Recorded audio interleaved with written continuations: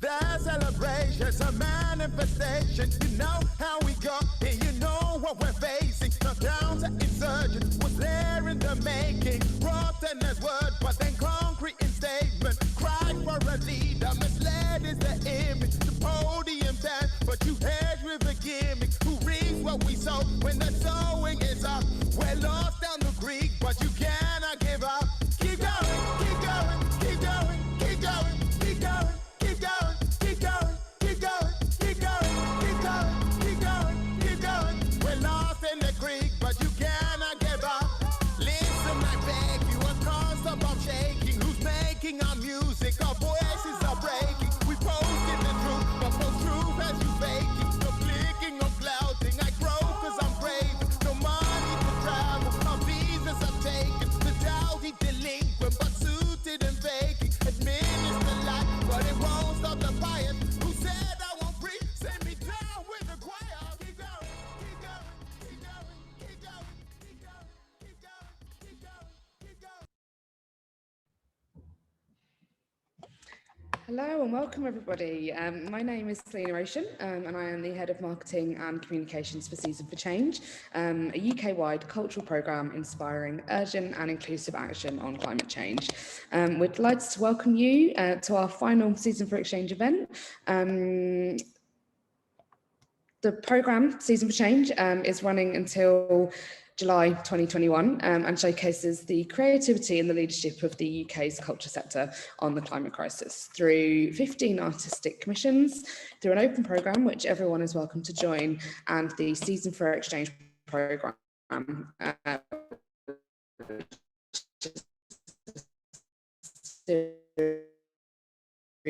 Of free talks, just and ask professionals to learn, share knowledge and talk about climate action and climate justice. The project is led by Arts Admin and Julie's Bicycle, delivered in collaboration with partners nationwide and supported by the Arts Council England and Paul Hamlin Foundation. Just a few housekeeping bits for you. The conversation today will be recorded. Please use the Q&A function for questions you have throughout. If you have any technical difficulties, our tech host, Eve Allen, is on hand to help resolve them. Please just use the chat function and address your queries to all panelists. For the captioning, at the bottom right-hand side of your screen, you will see a subtitles button next to the share screen. Please use this to view the captions or the transcript. And please join the conversation on your preferred social channels and use the hashtag Season4Change. I'm now going to hand over to my colleague Emma, who will be leading today's session. Thanks, Emma. Thanks, Selena. Thank you very much. Hello and welcome everybody. I am the Programme Director for Season for Change, and for our final week of exchanges in this edition, we're going to explore new narratives and the way in which climate justice is and potentially can be communicated in new and effective ways through media.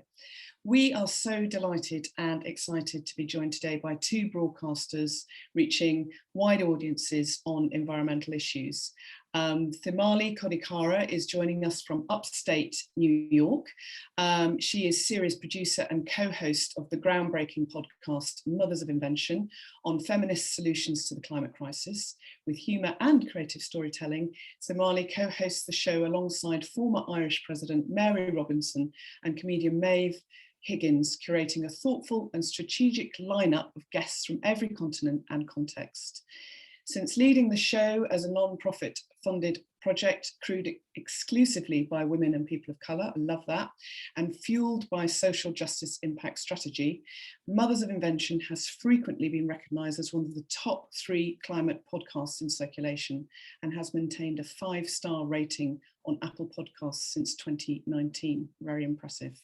Themali has negotiated cultural and justice partnerships with allies as diverse as 350.org to Stella McCartney, as well as the American Museum of Natural History, New York, where she co-hosted their 5th anniversary celebrations of the Paris Agreement, and the Sanders Institute, having interviewed Senator Bernie Sanders days after President Biden won the US election.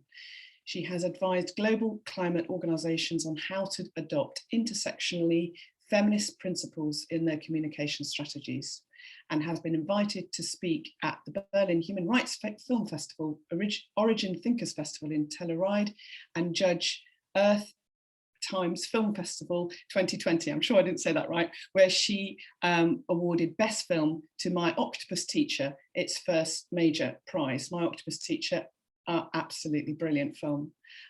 Before Mothers of Invention, Thimali produced editorial content for Getty Images and documentary content for Christie's Worldwide. Thimali is a graduate of Central St Martin's College of Art and Design in London and has lived in New York City for 17 years and is in upstate New York right now. Welcome, welcome Thimali. Fantastic to have you here. We are also joined by Gillian Burke. Gillian, are you there? I'm just hoping that we are joined. Yeah, there she is. Great, brilliant. There's a good picture of you on the screen.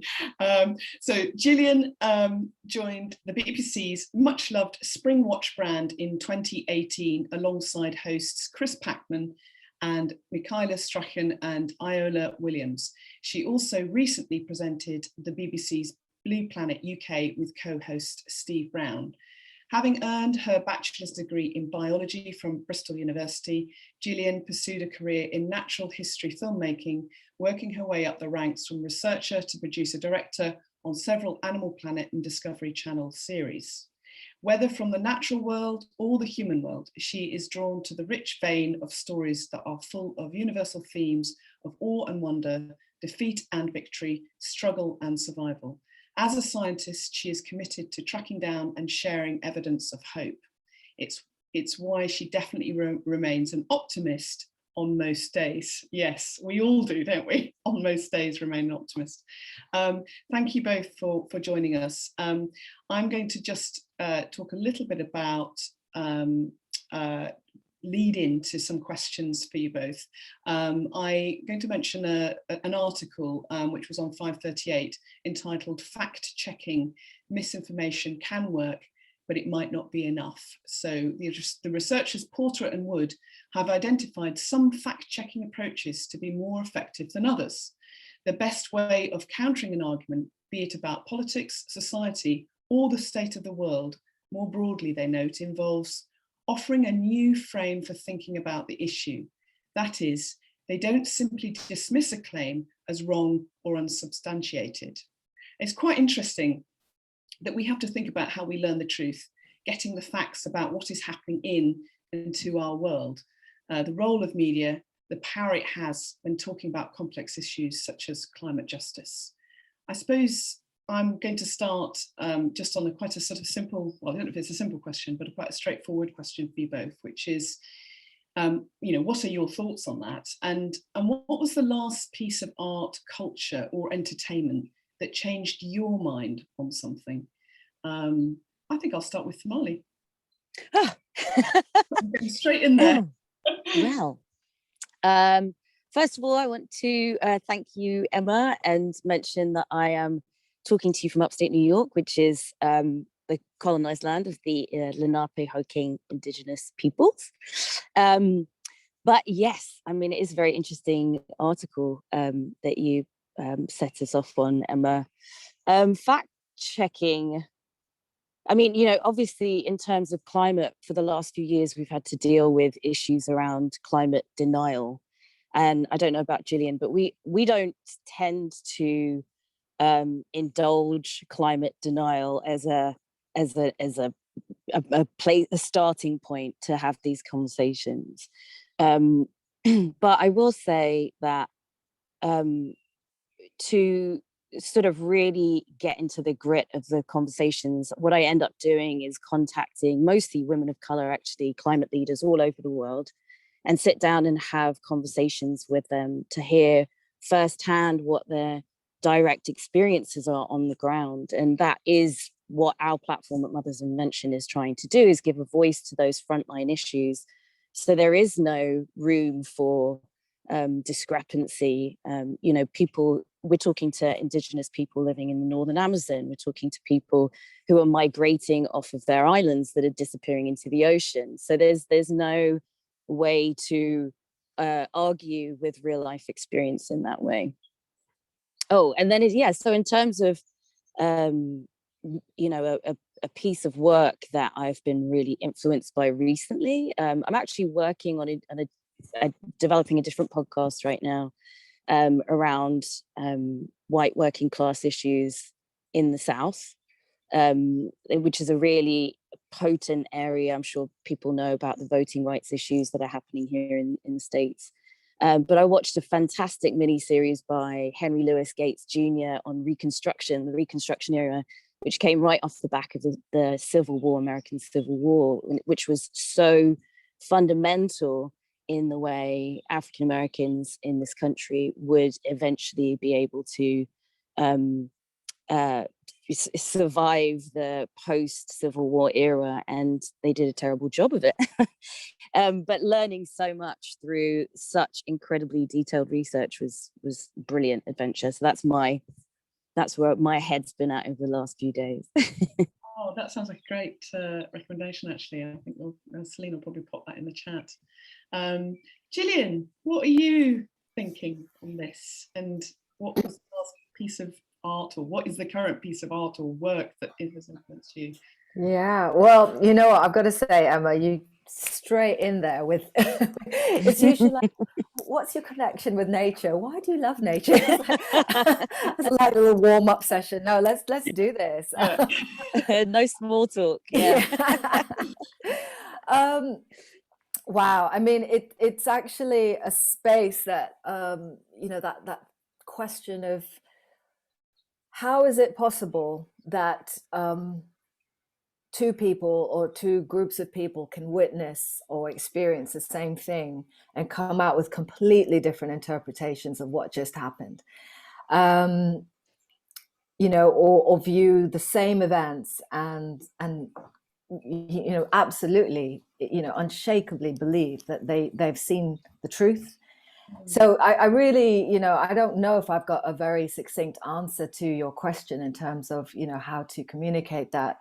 I guess a couple of things that my approach more and more, although the kind of the science background, my background as a biologist, although I did my degree a really long time ago, I have to point that out, and haven't been involved in academia pretty much since I graduated, so I'm not quite sure I still get to wear that badge, but I'll hang on to it. Hang on to it. Yeah. But I guess I do have like a real love of science from the point of view of being a very curious person and trying to for me, science is about asking good questions, not necessarily finding the answers all the time. So it's about curiosity, and it's about being open-minded and being open to the possibility that, the models are wrong, the theory, the answers, what you thought was true is actually wrong. So I guess for me, that's a big difference now from when I agree to the way we talk about facts and truth and science, how it's bolted together. And in some ways, I think, the search for the truth, for the facts, for the science, somehow it's all become very, it's almost like in service of agendas, it gets hijacked. And I think that's where the trust in the process starts to fall apart. So as someone who tries to communicate in that space, rather than approaching something from this, very entrenched view of I think I'm right, or I think I sit in the camp that is right, I just try and keep asking good questions and keep, leading that the curious mind to then sort of ask those questions for themselves. And then another thing that Thamaali said that totally hits home for me is about going to ask people what experiences are. What is the lived experience of this issue? The one we're talking about today, climate. And I think straight off the back, I'm just going to mention like one of my childhood heroes, really, and environmental heroes, a Kenyan woman called Professor Wangari Maathai. And she sort of started a movement, the Greenbelt movement in Kenya, which was a tree planting campaign, but it became a really powerful campaign about empowering women in rural communities especially.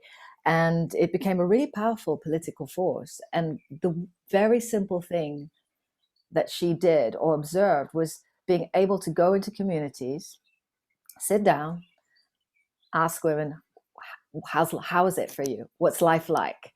And then joining the dots between sort of community breakdown, family breakdown, relationships, that stuff, and joining the dots and connecting it to an impoverished environment and deforestation. And that is, I believe, was how she got such incredible momentum behind that movement, which still goes on today. So I think those are two things, just to talk about the kind of how do you communicate around truth and facts. And again, interestingly, very similar to what Thumali said, for me, a recent piece of book that I read that I felt switched my perspectives was a book called Poverty Safari. I was just going to hold it up because it just helps people sort of, I don't have any interest in it, but I just think it's worth seeing. Poverty Safari is probably backwards, isn't it? It's a mirror image. Okay. No, Is it right way around? No. Oh, good. Okay. It is on my screen. Anyway, there you go. Poverty Safari. And it's about, the tagline is understanding the anger of Britain's underclass. And it is about a white working class. Again, bizarrely, the first time I've actually spoken to Thumali, but I'm, for me, that's a space I step into. In terms of my curiosity a lot, to try and make sure that I'm not just getting funneled down one perspective. Yeah, I think that's really interesting, and the synchronicity of what you've both just used. Yeah. Yeah, Wangari Maathai is absolutely a hero to us on the show as well. Yeah, which is really helped sort of frame, like, as we're developing the show, to create an archetype for who we want to represent and what kind of ideas we want to represent and what kind of voices need to be in the room at all times. I'm so glad Gillian mentioned Wangari, because she's a hero. Everybody should be looking into her. She sadly passed away a few years ago. But I mean, I was going to actually ask, my next question was going to be, and maybe this is the answer, I don't know, but it might be earlier than this, but I was going to ask, and I'll ask you first, Gillian, actually, and what was the catalyst for you to become aware of, and I suppose interested in, I don't know, interested in is quite the right phrase, but in climate justice? What kind of brought that to you? When did you start to become aware of it as something that you were interested in and wanted to address in your mind, or in through the work that you're doing? So I don't think I would have had the words for what we now call climate justice at the time. So I was born in Kenya. I grew up there. I lived there until I was 10 years old. And I guess, I count myself lucky. I was sort of the last generation to make it to adulthood without any devices, and vices, yes, not devices, and yeah. So childhood for me was, there was no daytime telly. The only entertainment was you go outdoors, basically. So spending our time outdoors by default was just, the first. I guess, my experience of what we call the natural world, but to me that was just the world. That was what I knew. And so it's interesting, because there's a kind of what I consider to be the sort of like the sanitized happy version of that story, which is, where did I get interested in this? So yes, the connection to the natural world, super important. My mom worked for UNEP, for the United Nations Environmental Programme, so that was another kind of by osmosis. I acquired information and vocabulary around environmental issues from, again, pretty much as soon as I could remember. But what I also I think I had the benefit of was growing up in a country where the way I see it is I had immediate feedback from the environment about I guess, bad practices. So if a valley was felled, if the trees were felled in the valley, the next rainy season, there would be a landslide, likely take down the village that was, on that valley. And also there was one particular experience, which is actually pretty sort of, it was, in hindsight, probably really harrowing, actually. It was a school run that I was on. My dad was taking me to school. We were just doing the same old route. we lived right on the edge of a coffee plantation, and I was in the passenger seat, probably no seat belts as back in the day, and I remember my dad sort of trying to point something out to me on one side of the car, but it was very odd. I didn't understand why he all of a sudden wanted me to look out that window, and I realized it's because there was this lorry that had overturned. And the way that the workers would be transported to the coffee plantation was on the back of a flatbed truck, all stood up, all crammed in, and this thing had flipped over, and it was not a pretty scene. And I mean, that on top of many other, sort of things I witnessed made me kind of very early on understand. I didn't understand the ins and outs of it, but what I connected was there's something not right here. There's, the trees being cut, and that affects people's lives. And I think for me, that connection was really early on, before there was the vocabulary to explain what that meant. And I think we call it intersectional environmentalism, it's climate justice. Useful banners, but in my heart, I feel that even now when I talk about those experiences, I mean, it's just one of many, but I basically felt like I saw the injustice of what happened when people weren't looked after and environment wasn't looked after. Simple. Yeah, no, that's like your absolute direct first-hand experience from in your childhood, which is quite amazing. And I think it is quite complicated, isn't it? What we mean by climate justice, and it's a sort of very contemporary phrase, really. So, Marley, is there something that was a particular catalyst for you to become aware of? Or so, Marley, have we lost you? Oh, I think we've it looks like we just lost. Yeah, I think we have. Yeah. Okay. I tell you what, something I do like to do, just until Marley can join us, is I just had this photo. It's my family photo, because I always think when I talk about my childhood, I don't know what people imagine, like a family, in sort of the early 80s, late 70s, early 80s in Kenya. But that's my folks. Oh my God, that's such a brilliant picture. I like to share that. It's a really nice one for me because it helps me connect back to that time when I see that photo. Yeah. It's so interesting, isn't it? Because when I first started working on Season for Change, I actually felt quite insecure about the phrase climate justice, because every time I tried to work out the exact meaning of it, what did it really mean, and how do we interpret that? I always got different answers, and but the way that you've just explained, your lived experience of, if you change the environment, it has this impact. It has this impact on people and people's lives. Oh, hello, Thamali. Back. I'm so sorry. Very dramatic. Pressure, Gillian. Just filmed. I showed everyone a photo of my family photo. That was little me. So that was when I was referring to Kenya. Yeah. But sorry, Emma, you were saying. Whilst you were away, I was just saying that when I first started working with Season for Change, I felt quite insecure about the meaning of climate justice and what it really meant, and all the different interpretations of it, and how complex it was, and how when I talked to people about it, I'd get slightly different answers to what it really meant. And I think but actually that pure sort of, okay, this was what Gillian experienced in Kenya in her childhood, the direct impact of those trees being removed, is actually sort of so simple. It's such a simple and just so perfect in terms of understanding. What about you, Thamali? Was there a particular catalyst or moment when you became interested in climate justice, or more aware of that? Yeah, I used to feel total shame around this, because I came as late to the party as my first day working on Mothers of Invention. I was very, I'd actually had a friend who worked for the New York Immigration Coalition, which is a very strong, powerful movement here in New York. And, but she's Sri Lankan like me. And she quit to work on climate change. And all of us were like, why would you do that? Climate change is a white people's issue. Like, what do you mean? We were so baffled.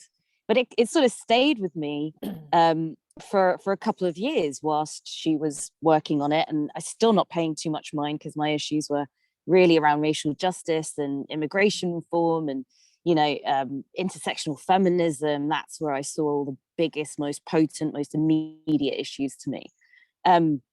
So I was really curious about climate change, and I definitely knew what the key bullet points were, but really climate justice was not within that vernacular around it, within this issue. And I realized that that is largely because narratives around climate still put focus on global north.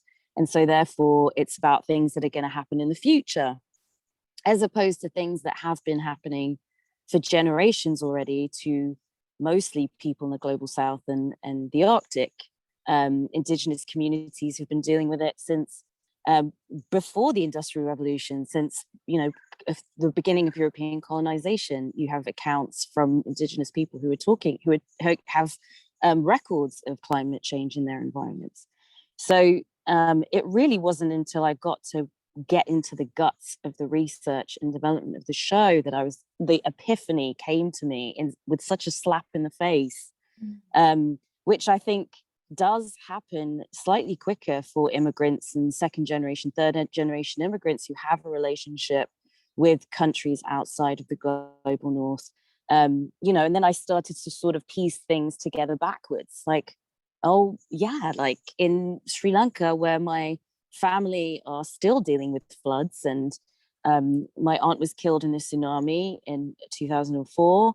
But even at home in New York City, like dealing with Hurricane Sandy and helping friends just drag all of their belongings out of flooded basements and losing family photographs and, no power for days and days. And these are all climate related issues. And, as I say, I did feel really guilty about it, because now I see both where all of the problems intersect, but also where all the solutions intersect too, given the willpower.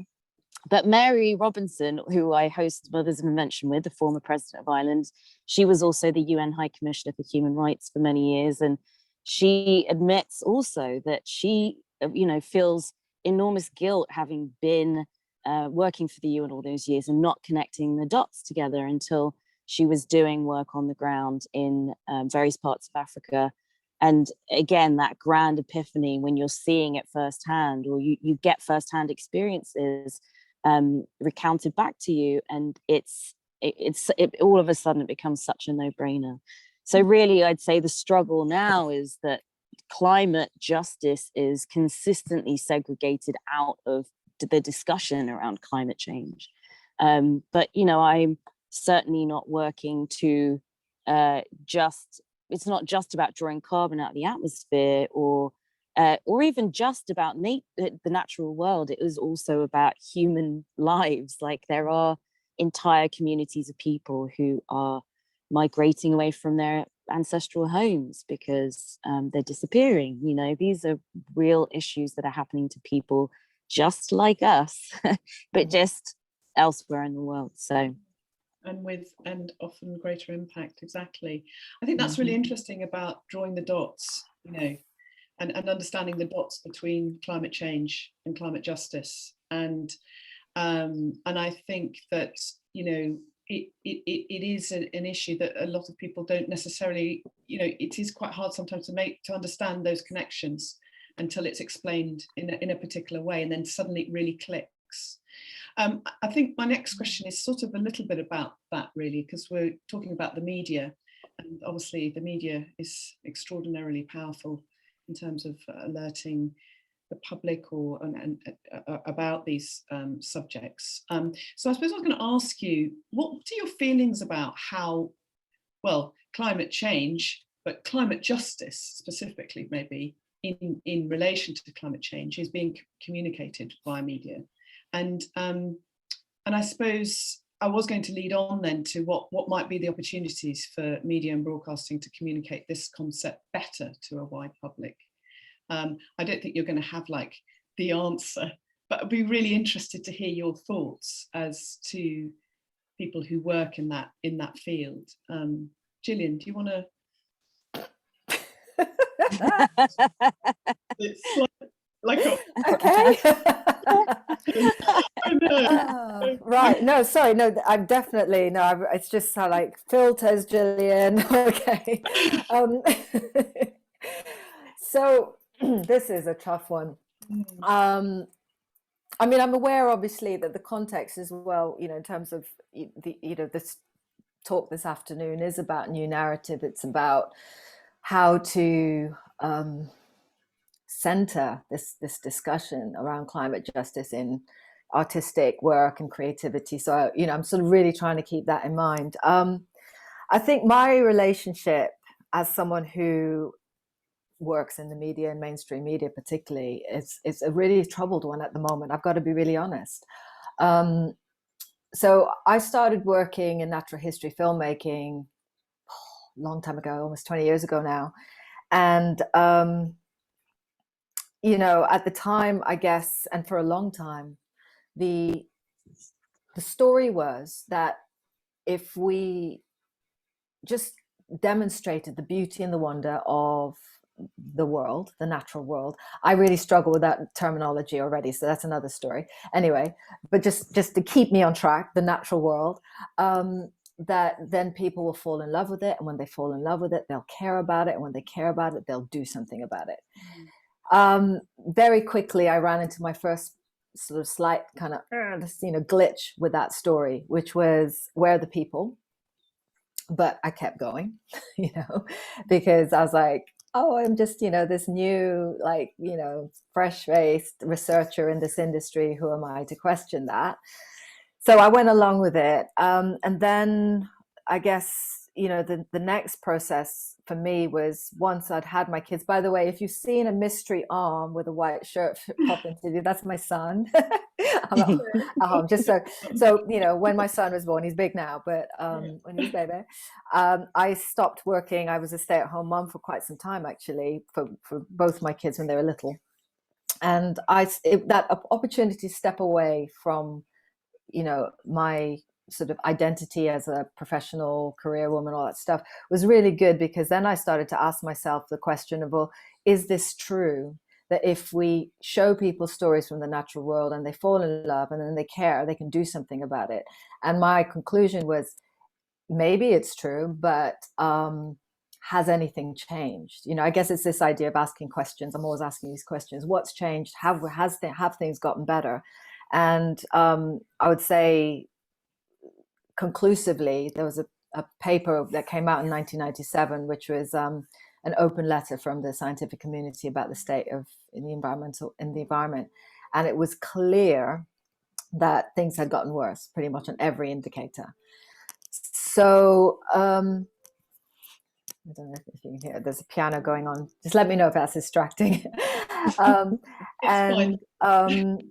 Yeah, so I basically, where am I going with this? Yeah, so the question where I'm at with how to communicate this in the media, how can we communicate around climate justice more clearly?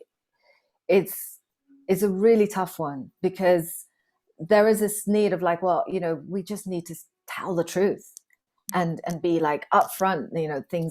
This is where we're at. We're hitting tipping points. We are crossing planetary boundaries. It's not looking good.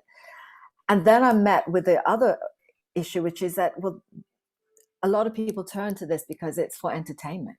And there's this positivity bias where you can hit them with the bad news, but you got to leave them with hope at the end. And so I don't think I've answered your question at all. All I've done is asked a million more questions. But this is the process, I think. It's like trying to work it out. That's absolutely right. I think it is difficult, isn't it? I know I've really asked a very, very difficult question there. It's a provocation more than anything. What are your thoughts, Themali, on this? How is it being communicated at the moment? Is it being communicated enough? And how is it being communicated to climate justice in relation to the climate crisis? And what are the opportunities around how media and broadcasting communicate this better, so that people aren't so confused about what the links are, what those dotted lines are? Have you got any? I mean, the blunt answer to it is not being communicated well at all. I completely reflect back what Gillian said as well. You know, in all fairness, getting climate to a point where it is the horror of it is understood is a battle in and of itself, let alone talking about any context, any contextualization of it is really, really hard to get through the door. You know, in terms of editors or you commissioning editors, whoever, to be able to pay attention to this is a real issue. That has thankfully been changing over the last couple of years. I've seen it dramatically change just in the last couple of years I've been working on the show. But really, it's sort of been print media that's been holding it down the longest, I would say. Film is on its way up. TV is a mess. There's nothing going on in TV. Probably poor Gillian on her own, really trying to have these conversations. But also just slightly, there are efforts being put into that, which we will talk about in a bit. But I would say podcasts actually have been where we can have those conversations in very blunt ways. And, you know, podcasting has been a very democratic medium because obviously it is a lot more affordable and distribution is much easier to do. But it has meant, you know, again, when I started working on Mothers of Invention, there were a couple of very hardcore doom and gloom podcasts, which again needed to happen. We need to know that that is an absolutely feasible reality for us. But what Mothers of Invention tried to do is add humor to it and the beauty and expansiveness and intelligence, creativity, talent of women, mostly women, and you know, all over the world, to be able to help give it context. And so I have seen now probably climate podcasts triple, like the number of podcasts probably tripled, quadrupled even since I started working on the show, which is super encouraging. And I would say that a lot of those are being led by women, are discussing racial justice and gender rights and immigration reform, all these wonderful issues that need to be addressed and exist within the umbrella of climate justice. So I do see a lot of promise there, but TV has an incredible amount of work to do in terms of catching up.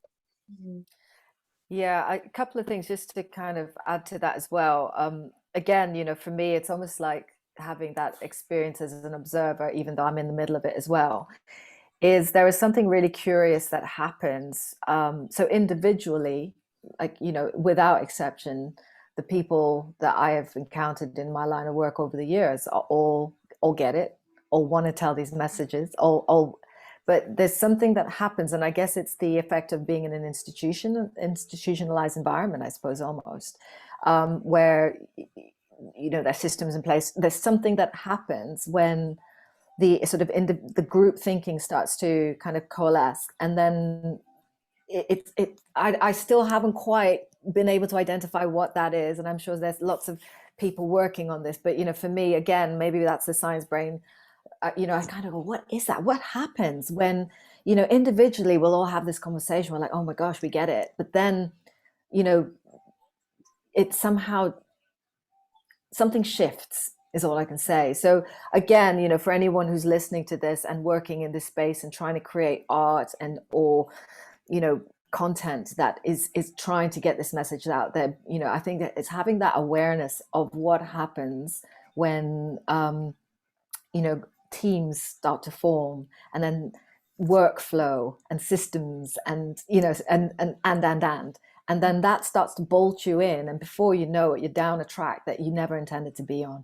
Or maybe it's not quite, maybe not intended, that's maybe a bit dramatic, but you know, it's that. And also the other thing that I would say, you know, is also definitely true is there have been notable over the years, over the, you know, last few decades, notable examples of programs where people have tried to hit people, maybe that's the wrong word, give people a really, honest picture of where we're at. And this unfortunately, what does seem to happen is that audiences do move away from that. So there's kind of dance between, well, let's be truthful. Oh, hang on, they're not the wanted, no, they didn't show up for this.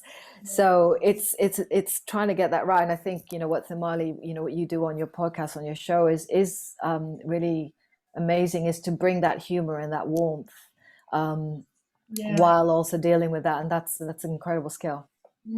I think that's such a good Thank point, you. actually. And I think that's absolutely right about Mother's Invention. I think, the thing is that people, it is bad news, isn't it? It is bad news, and it's complex, and it's about. But we can do things. We can do something about this. It's not impossible. There is hope. I think you said when I was talking about your bio, it's good we have to be optimistic, I think, but it's how you translate that, I suppose, into programs or, broadcast programs. I think podcasts, maybe in a way, that particular medium, it's not easier, but somehow you can maybe delve in a different sort of way. Yes. Than you can maybe with a TV program. And of course, with maybe in the world that you're in, Themali, making podcasts, there's maybe not so many hoops that you have to jump through before you make the podcast and start having this discussion. Whilst if you're working in a production company or in broadcasting, it does have to go through so many layers to get to the final product. So I think, totally. And I would say to that also is that and this is an expanding field also, is impact media, aka social justice impact media. And so that's Mothers of Invention is created by a company called Doc Society, who actually specialize in documentary films, social justice documentary films, and getting the messaging of those films out into the universe in the most effective way possible. Mothers of Invention is the only editorial content that they actually make. But it has meant that I've been able to develop the show both with this sort of two-pronged approach, where one side of it is writing editorial strategy, so just making a brilliant show that's really fun and entertaining and informing, but also thinking about what kind of social justice impact can we make with this show. So I'm thinking about how do we support all of the people that we've had on the show. They've given us our insights. We don't just want to drop them and be like, okay, thanks for that. Enjoy yourself. We actually have like a Google group behind the scenes where all of the folks who've been on the show can be in community with each other. They share resources with each other. I'm working hard to try and get them involved in public speaking events that we are participating in, to keep them actively involved and included in those conversations around climate justice, so people aren't putting words in their mouths.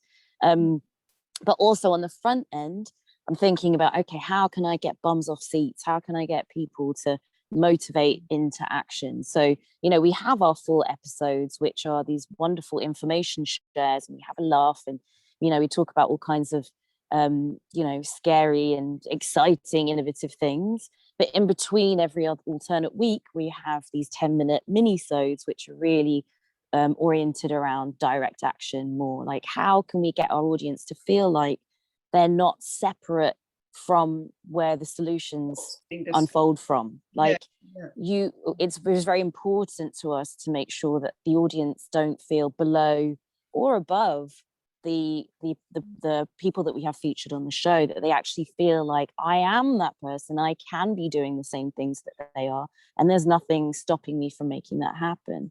And a huge part of that also, because yes, our target audience is Global North, because we are English speaking for now, but it has a global reach. So it's also, the whole of the last season we had a Global North and a Global South guest in every single episode, just to emphasize that, again, that talent, creativity, intelligence lives in everywhere. It doesn't belong to white, Western educated men. It actually belongs to everybody. But people also don't really want to say things that they don't relate to. It's just how it is, Yeah. you know. Yeah. And if you live in the middle of nowhere and you're not in proximity to these issues or different kinds of people, then how do you know? And that's the power of media, is that we can simulate those situations for people. But with what we're trying to do in the show is help people directly relate to global South issues. That it is, yes, it's happening far away. Yes, it might happen in the future to you, in some distant future. But these issues that are affecting them are your issues too. What are you going to do about it? How are you going to help your neighbor get it done? You know. That's interesting. That kind of empowerment, you know, that you have in these that, you know, how to act is I think that's the positivity there, isn't it? Right there, because, you know, so often we don't know what we can do. You know, a lot of people feel they don't know what they can do. So that's very basic, quite simplistic way of putting it. But I think that sort of empowerment is also, you know, brings in a sense of ownership, I think, of and and just to add to that, Emma, if I may, we don't really know either, you know, we don't. And so it's trying to put trying to put the conversation, as Gillian was saying too, is to give platforms to people who are living and surviving it, more importantly, have been surviving it, the opportunity to talk about these issues from their lived experience. But also in terms of this issue around programming, we also presume in the global north that climate justice issues are far, far away, when actually, you know, I had the lovely opportunity to host the premiere of The People versus Climate Change, which is a great documentary on BBC iPlayer right now on the UK Climate Assembly. And there is a just transition story that comes out of the coal mines, coal and oil and gas being shut down, those plants being shut down across the UK, leaving workers without job opportunities. It's like, okay, great, we draw down our numbers in the UK, it makes us look better on the ground, but actually we've got thousands of people who are out of work right now. A just transition is a climate justice strategy around getting those people back to work within green jobs. There's no, you know, pregnant pause between those, you know, between work opportunities, but actually strategically helping those folks move into sustainable green jobs. Yeah, that's absolutely right. I think I was going to say, I'm just saying to the audience, I think there are a couple of questions here which I'll come to in a second. This is such an interesting conversation. I think one of the things that you said, Gillian, was Emma, you keep asking these. That's quite an interesting or straight to the point kind of question. I suppose as broadcasters, you're usually the ones asking the questions, actually. And but what I was going to say to you is, if you were me, if you were in my shoes right now, and you were the chair, is there a question I should have asked in this session with you guys? I mean, is there something, you know, is there a question that's missing? Really? No, I mean, here. well, to be honest, there was a question in the chat, and I know we'll get to that, but I guess it sort of almost led me into, you know, thinking on, well, the question I might as well say is, this was a question from, Is that from Anna Winstanley? Question. So what do you mean by justice? Yes. And which is a great question, because I get, you know, it's sort of a little bit of what you were saying earlier, where we start to use terminology and maybe mean something within, you know, the circles where we use it, and it may not have the same meaning elsewhere, or may not have any meaning, or it might lose its meaning as well. I find that a lot with words that get, you know, overused, and it kind of loses its weight. So, you know, just for me, I guess that you know, that question about justice for me is, it's about fairness. And I guess sometimes I think climate justice almost falls short of what we're talking about here. And I guess for me, it leads back to that very early experience that I talked about at the beginning, on that school run, the unforgettable school run. And I think, you know, for me, what this is all about is how do we create ways of life that don't extract or exploit anywhere else. And that ultimately, I mean, it is such a kind of, you know, it feels like an impossible, you know, it's something impossible to actually reach for, let alone achieve. But it was the feeling I had in my core from a child. I remember I used to say, but it's not fair, Dad. And my dad was hilarious. He would say, well, no, I would say to him, but that's not fair, Dad. And he'd go, well, no black man is fair. And of course, it was a play with words, as in fair skinned, right? And he'd walk off feeling quite pleased with himself. And I'd be like, what? But I still have that now, which is like, but it's not fair. And that, I guess that's for me what it's about, because ultimately, and I put myself in this camp, the lifestyle that I enjoy here, living in Britain, in the global north, comes at the cost of not, you know, people both in Britain, but also, you know, people in the global south. You know, pretty much every object in my home, and I try hard, but every object in my home I know has come at an environmental cost and a social cost. And that's what I would love to see change.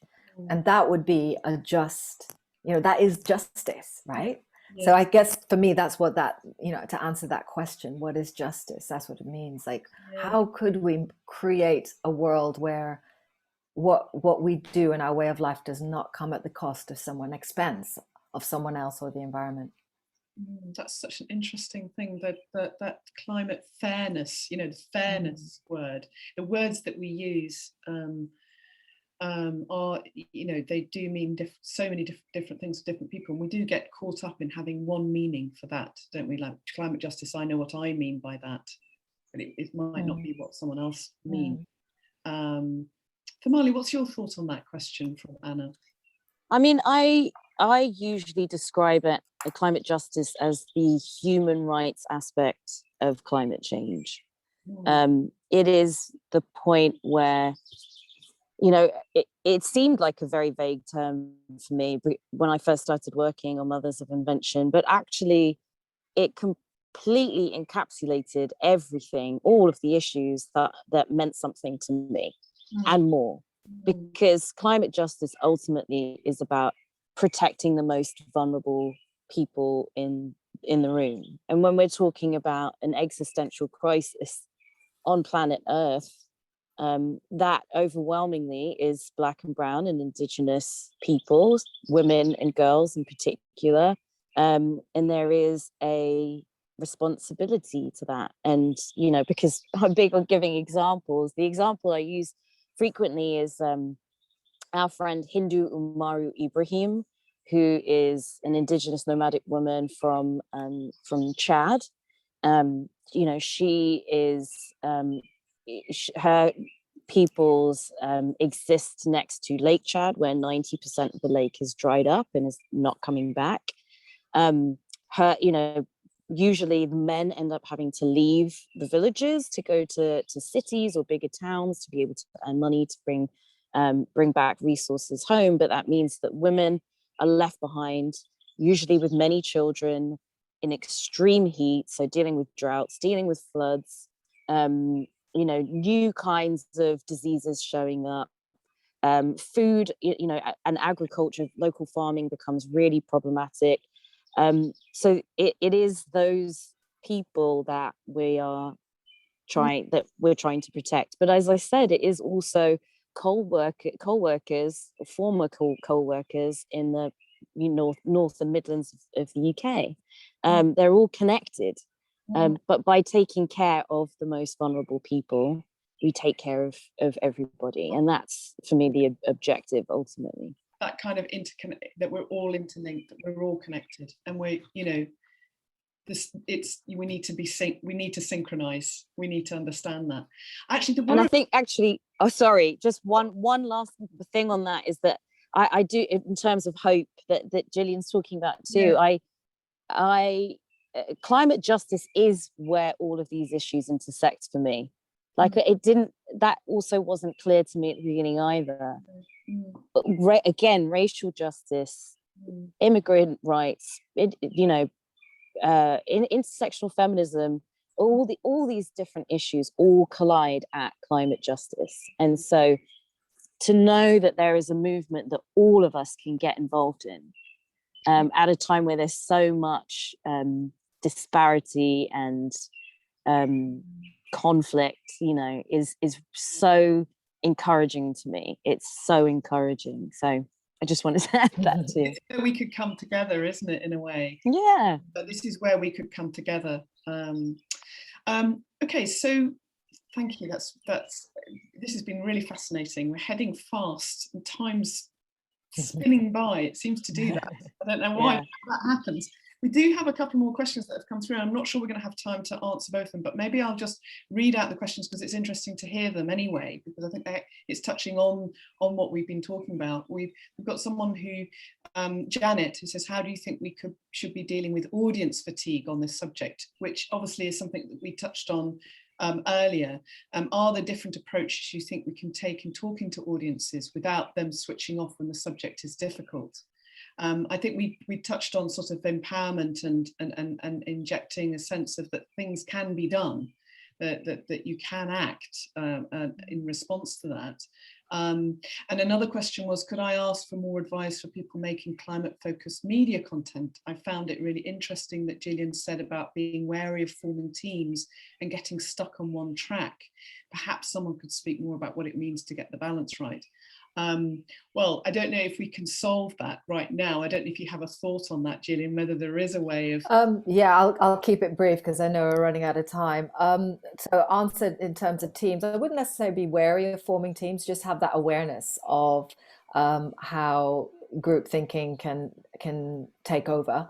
And then in terms of audience fatigue, for me, it's 100% about I think the burden and responsibility on just the, individuals to fix this has been unfair. And I think it's about being very clear that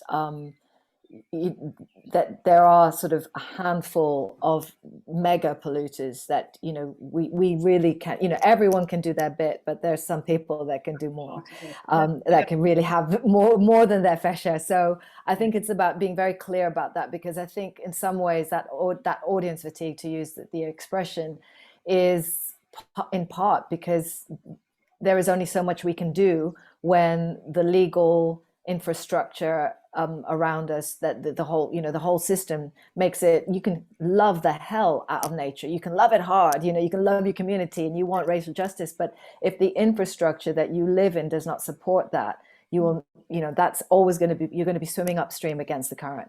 So it's making sure we shine a light on sort of the real sources of like the big polluters and the infrastructure that is not supporting the change that we would like to see. Yeah, I can 100% agree. And I would add to that, just really getting educated on the issues, listening to people who are having these experiences is enormous. I would like to give a shout out to the folks at Albert, who are the climate arm of BAFTA. It's really incredible work that they're doing, because, I live in the States and there's definitely nothing comparable, but they are doing free educational training for industry professionals, film and TV industry professionals who want to learn either how to draw down carbon on productions, or you can learn how to integrate more climate narratives into your existing I sound like I'm going to take off, sorry. How to integrate more climate narratives into your programming. So that's a huge and free resource that I highly recommend, and I help consult on their climate justice angles too. But also in terms of audience fatigue, again, it's being able to inject humor is something that we're trying to do, certainly in the pod world now. It is not a new approach. Like, there are many justice movements that have used humor as a means of both taking back ownership and control of an issue that spins them out of control, unfortunately. But it helps invite the climate curious in, I say. Maeve is, so I host with Mary and Maeve is a comedian, and she sort of feigns ignorance on the show, but she's actually like a comedy genius and helps bring in people who are either don't know anything about it, and she asks the questions that they're probably thinking but don't want to say out loud, or just, you know, people who just want to know more but are just too overwhelmed by the sadness of it all. So finding there, as Gillian said, there is hope and there is optimism, and those are difficult words to say in front of people who have no hope and have no optimism left in their future. But there is a lot to be had for many of us, and it is, you know, within our reach to be participating in these issues with the talents that we have, you know. Yeah, and we can make things happen. And the song that plays at the beginning of our Season for Exchange sessions is Keep Going by Love Sega, and I think that's keep going, I think is really what's at the heart of this, and keep sharing and keep talking and networking. And, you know, I think not to be afraid to say that you don't understand something. Don't worry about that. Learn more, learn about it, you know. So I can't thank you both enough for joining this, our final. Thank you. And for an absolutely fascinating conversation, and thank you to the audience as well for your questions and for listening in. Remember that this is going to also, this session has also been recorded, and it will be available on our website probably next week or the week after, so you can always point people in that direction if you want to share it with other people who want to hear Gillian and Somali talk about these really interesting topics. So thank you very much. It's been fantastic. Thank you, Emma. I've had you here, and I'm just going to hand over now to Selena, who's going to wrap us up. Thank you so much, Emma, and thank you so much, Gillian and Somali. It's absolutely just really wonderful and insightful, and just, yeah, incredibly interesting, and a really fantastic way to end our Season for Exchange Part 2. Thank you so much. I just wanted to come on to say thank you to everyone who has attended an event, and to say that the Season for Exchange programme is not finished. We're running until the end of July. As you know, the open programme is still there, so anyone who has projects that are you know, about climate change or climate justice, please do register your events on our website. We've got a couple of events coming up in July that you can actually go to physically, which is very exciting. We've got CC Speakeasy, which is an immersive poetic experience commissioned and produced by Apples and Snakes, Jazz Refreshed and the Albany, from next Wednesday to Saturday the 3rd of July, so book your tickets. And for anyone in Cambridge, or maybe fancy travelling up to Cambridge, you can catch Metis's Love Letters to a Liverpool Future. This live performance is the culmination of a 2-year process of research in public dreaming about our way out of the climate crisis. Think dystopian future led by yourselves, and that's the 21st to the 22nd of July. And I think that's it from us. Thank you again so much for coming, and we hope to see you again soon.